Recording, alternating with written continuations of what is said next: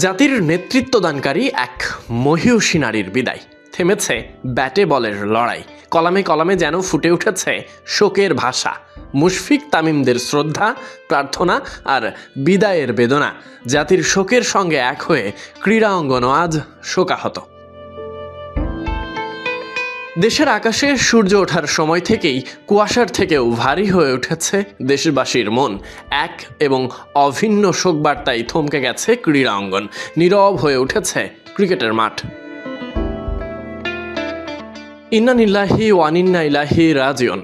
সাবেক প্রধানমন্ত্রী বেগম খালেদা জিয়ার প্রয়াণে দেশ হারিয়েছে এক দৃঢ় নেতৃত্বের প্রতীক। শুরুটা তামিমের এভাবেই। শোকের দিনে ক্রিকেটাররাও তাদের অনুভূতি জানিয়েছেন সামাজিক যোগাযোগ মাধ্যমে। জাতীয় দলের সাবেক অধিনায়ক তামিম ইকবাল লিখেছেন, মহান আল্লাহ তার রুহের মাগফিরাত দান করুন এবং জান্নাতুল ফেরদৌস নসিব করুন।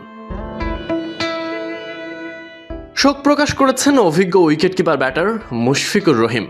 ইমরুল কায়েসও তার বার্তায় লিখেছেন, আল্লাহ তাআলা বেগম খালেদা জিয়ার মাগফিরাত নসিব করুন এবং জান্নাতুল ফেরদৌস দান করুন।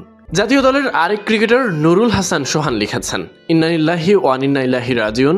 বিদায়ী সাবেক প্রধানমন্ত্রী, আল্লাহ আপনাকে জান্নাতের সর্বোচ্চ মর্যাদা দান করুন, আমিন।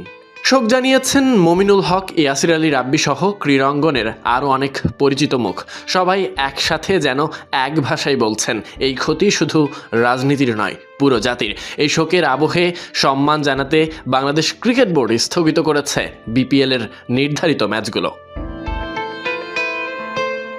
প্রতিটি বিদায় হয় এমন শোকের, তবে এই বিদায়ে ভারী হয়ে এসেছে বাঙালি জাতির মন।